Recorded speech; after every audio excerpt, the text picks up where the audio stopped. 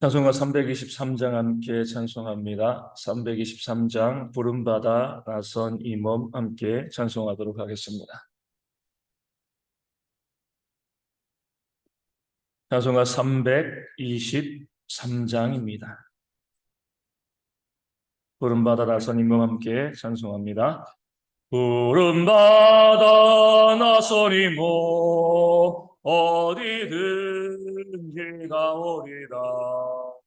괴로우나 즐거우나 주만 따라가오리니 어느 누가 막으리까. 죽음인들 막으리까. 어느 누가 막으리까. 죽음인들 막으리까. 아골골짝 빈들에도 복음 들고 가오리라. 소돔 같은 거리에도 사랑하고 찾아가서 종의 몸에 실린 것도 아낌없이 드리리라. 종의 몸에 실린 것도 아낌없이 드리리라. 존귀 영광 모든 권세 주님 홀로 받으소서. 멸시천대 십자가는 제가 지고 가오리라. 이름 없이 빛도 없이 감사하며 섬기리다. 이름 없이 빛도 없이 감사하며 섬기리라. 아멘. 사도신경으로 우리의 신앙을 함께 고백합니다. 나는 전능하신 아버지 하나님 천지의 창조주를 믿습니다. 나는 그 유일하신 아들 우리 주 예수 그리스도를 믿습니다. 그는 성령으로 잉태되어 동정녀 마리아에게서 나시고 본디오 빌라도에게 고난을 받아 십자가에 못 박혀 죽으시고 장사된 지 사흘 만에 죽은 자 가운데서 다시 살아나셨으며 하늘에 오르시어 전능하신 아버지 하나님 우편에 앉아 계시다가 거기로부터 살아있는 자와 죽은 자를 심판하러 오십니다. 나는 성령을 믿으며 거룩한 공교회와 성도의 교제와 죄를 용서받는 것과 몸의 부활과 영생을 믿습니다. 아멘. 고린도후서 10장 13절 말씀을 함께 봅니다. 고린도후서 10장 13절 말씀입니다. 고린도서 10장 13절 제가 말씀을 읽어드리겠습니다. 그러나 우리는 분수 이상의 자랑을 하지 않고 오직 하나님이 우리에게 나눠주신 그 범위의 한계를 따라하노니 곧 너희에게까지 이른 것이라. 아멘. 자기를 칭찬하는 사람들이 있습니다. 그 칭찬을 통해서 무엇을 그들이 노리는 것일까요? 고린도 교회의 어떤 지도권을 탈취하려는, 우리가 이런 사람이야, 이렇게 능력 있는 사람이기 때문에 당연히 이 교회의 리더가 될 만하다, 이렇게 이제 이야기하는 사람들, 그들의 어리석음을 소개하고요. 사도 바울은 그 이어서 우리는 분수 이상의 자랑을 하지 않는다, 이렇게 말씀하고 있습니다. 하나님의 일꾼들은요, 이 분수를 알아야 한다는 거죠. 이 분수를 안다는 것은 뭐 다른 것이 아니라 내 한계, 내 능력의 한계를 알고 내 사역의 한계를 알고 그 사역의 한계 안에서 겸손하게 헌신하는 모습이 하나님의 일꾼이어야 한다, 이렇게 말씀하고 있는 겁니다. 분수 이상의 내 한계를 넘어가서 내가 그것을 할 수 있는 일이 아닌데, 내가 간섭할 일이 아닌데 거기에 내가 가서 그 일을 하는 것은 마땅하지 아니하다, 이렇게 이야기하고 있는 겁니다. 사도 바울은요, 오늘 말씀을 통해서 오직 하나님께서 우리에게 나눠주신 그 범위의 한계를 따라 한다, 좀 약간 좀 어려운 말이 되어지는 거죠. 하나님께서 우리에게 나눠주신 범위가 있다는 거죠. 그 범위의 한계를 따라서 우리는 헌신하고 있다. 이렇게 이야기합니다. 그 범위의 한계는 그 다음 말씀을 통해서 알 수 있습니다. 이렇게 이야기합니다. 곧 너희에게까지 이른 것이다. 이 말씀은 사도 바울의 그 사역의 범위의 한계를 의미하는 거죠. 하나님께서는요, 성경을 통해서 베드로와 12명의 사도를 통해서는 그들이 중심적으로 유대인들을 위한 사역에 헌신하기를 원하셨습니다. 반면에 바울을 불러 세우신 이유는 무엇이죠? 이방인의 그 사역, 이방인의 교회를 세워가기 위해서 그를 불러서 세우신 거죠. 이것이 바로 사도 바울의 범위의 한계입니다. 하나님께서 유대인들의 사역은 베드로와 12 사도들이 맡겨주시고 또 고린도 교회를 비롯한 이 이방인에 대한 그 사역, 여기에 교회를 세우는 것은 나에게 맡겨주신 것이 아니냐. 나는 그 범위 한계를 따라서 순종하며 헌신하고 있다는 겁니다. 그래서 사도 바울은 능력 있는 사람이었잖아요. 로마 시민권자였고요. 정말 많이 배운 똑똑한 사람이었습니다. 그가 보기에 이 베드로와 또 다른 사도들의 사역이 약간 미숙해 보일 수도 있었을 겁니다. 물론 예수님께서 세우신 12명의 사도이고 성령의 충만함이지만 엘리트로서 많이 배운 자로서 많이 배우지 못한 베드로와 그 다른 사도들의 사역이 때로는요 못마땅했을 수도 있을 거예요. 하지만 간섭하지 않았습니다. 하나님이 그들과 함께 하시면서 그들의 사역을 이끌어 가신다. 나는 뭐예요?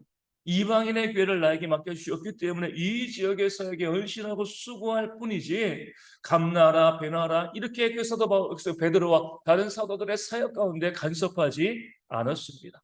또 베드로와 12명의 사도들이 봤을 때 이 사도 바울이 어떻게 보면 또 미숙하게 사역하는 그런 모습이 보였을 수도 있었을 겁니다. 하지만 그들도 간섭하지 않았습니다. 그들이 진실되게 생각할 때 완벽하게 생각하는 건 아니거든요. 부족한 모습이 있어도 우리에게 주어진 분량의 한계가 무엇인가? 우리는 유대인의 사역 가운데, 또 사도 바울은 이방인의 사역 가운데, 그 가운데 어려움과 힘듦과 어려움이 있지만 그 사역을 우리가 넘어서서 이렇게 해라 저렇게 해라 간섭하면서 또 지배하고 다스리려고 하는 그런 모습이 없이 그 사역의 범위 한계를 인정하고 헌신하고 서로 동역하는 그런 모습이 이 사도 바울과 12명의 사도 가운데 있었던 겁니다. 그런 모습으로 나는 이 이방인의 교회가 내 사역지이고 그 사역지를 하나님께서 나에게 나누어 주었기 때문에 이 사역지 가운데 내가 헌신하고 수고하고 있다는 겁니다. 이 말 속에는요 이런 말이 또한 내포되어 있는 거죠. 하나님께서 12명의 사도에게 유대의 교회를 맡기신 것처럼 나에게 이방인의 교회를 맡기신 것이 아니냐? 그러하기 때문에 무엇이에요? 고린도 교회를 다스리고 인도해 나갈 책임, 이것은 바로 사도 바울 나에게 있다는 겁니다. 나에게 그런 지도권과 리더십을 하나님께서 허락해 주신 것이 아니냐. 그렇기 때문에 이런 리더십을 함부로 탈취하고요, 스스로 자랑하면서 나를 비방하고 정죄하는 자들 마땅하지 않다는 겁니다. 그 분수를 지켜서 나를 사역하고 있기에 그들도 어때요? 그들의 분수에 맞게 헌신하고 수고하는 그런 모습이 있어야 한다. 어떻게 보면 강력하게 경고하고 있는 겁니다. 오늘 말씀은요, 민수기 16장에 나온 이 고라 자손이 모세에게 이 반역하고요, 모세를 부정한 그 사건과 비슷한 모습을 보이고 있습니다. 그 고라 자손이 모세와 아론에게 무엇이라고 이야기해요? 너희가 분수의 신하도다. 분수를 모른다는 거죠. 이 고라 자손이 모세와 아론에게 그 유대인들을 이 광야에서 이끌어가고 있는 지도자들에게 그렇게 이야기한 겁니다. 모세와 아론이야 그 백성을 이끌어가기 위해서 흔히 말한 분골쇄신했습니다.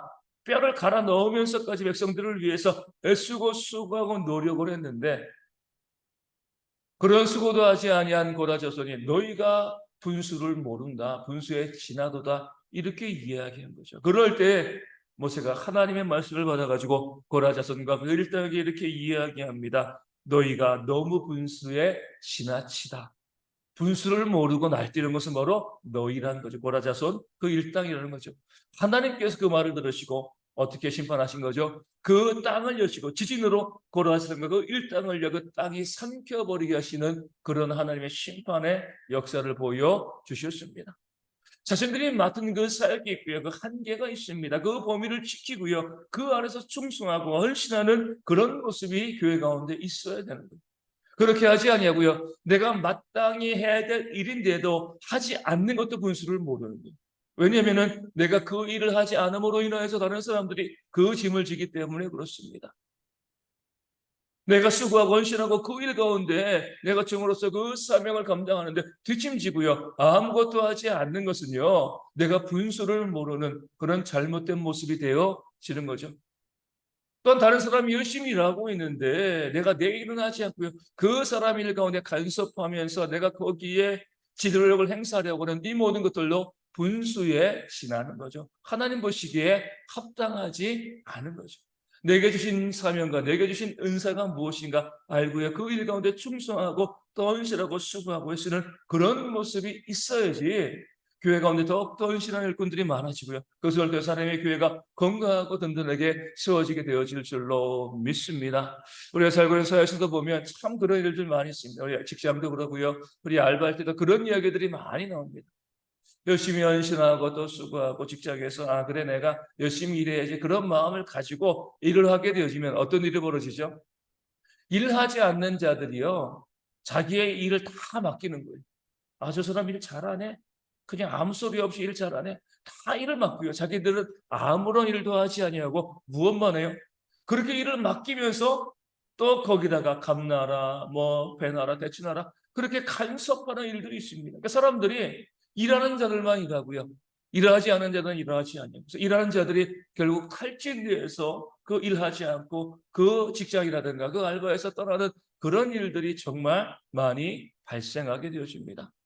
그런 일이 교회 가운데 있어서는 안 되는 거죠. 하나님께서는요, 우리 모든 성도들을 헌신자로 사역자로 부르셨습니다. 그 어떤 사람도요, 그냥 아무것도 안 하고 교회 가운데 있기를 주님께서 원하시지 않는 거죠. 헌신하고 수고함으로 함께 교회로서 가는 그런 모습을 하나님께서 원하셨습니다. 그럴 때에 헌신하는 자들에게도 하나님께서 은혜를 부어주시고 또 교회도 건강하게 세워지는 그런 모습이 있게 되어지는 줄로 믿습니다. 내 분수를 지키고요. 내 한계를 알고 그 한계 안에서 함께 협력하면서 교회를 세워나가는 그런 지혜가 있을 때 우리 대형교회도 그 믿음 가운데 건강하고 든든하게 세워지는 그런 교회가 되어질 줄로 믿습니다. 우리가 기도하실 때 우리가 2023년 마무리하고 2024년 준비하고 있습니다. 정말 우리 모든 성도들이 다 함께 헌신하고 다 함께 봉사하고 수고하는 그런 교회가 되어질 수 있도록 기도해 주시고 그 헌신과 봉사를 통해서 이 교회가 더욱더 든든하게 부흥되어지는 그래서 우리 대원교회가 우리 정념을 명예주의 아버지 함께 예배하고 그것을 통해서 교회를 분리하고 개척하는 그런 은혜의 역사가 이 교회 가운데 이어지는 2024년 되어질 수 있도록 함께 또한 기도해 주시면 감사하겠습니다. 우리 안에 역시 질병이 있는 분들이 있고요.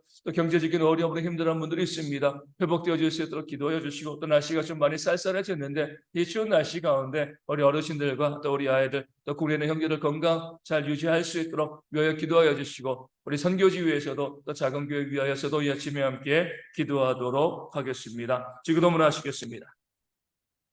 하늘에 계신 우리 아버지, 아버지의 이름을 거룩하게 하시며 아버지의 나라가 오게 하시며 아버지의 뜻이 하늘에서 같이 땅에서도 이루어지게 하소서.